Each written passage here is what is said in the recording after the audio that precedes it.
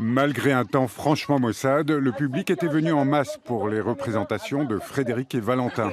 L'ours noir était l'attraction principale de la fête médiévale qui anime tous les 2 ans ce petit village du Saintois.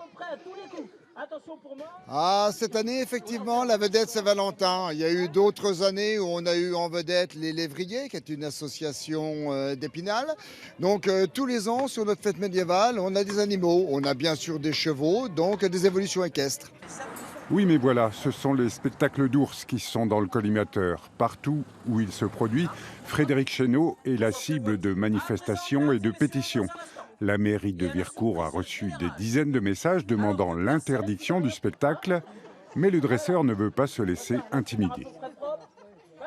Nous, on a la liberté d'exercer notre profession, le public a la liberté de venir voir des animaux travailler, les gens ont la liberté de ne pas l'apprécier, de ne pas venir le voir, mais ils ne doivent pas empêcher les autres de le faire. Les gens attendent, sous des trompes d'eau, là, ils sont là, ils attendent de voir l'ours, donc je vais continuer aussi. Quant à la question du bien-être animal, elle ne sera pas tranchée ici. Difficile de savoir ce qui se passe dans la tête d'un ours, d'un cheval ou d'un rapace.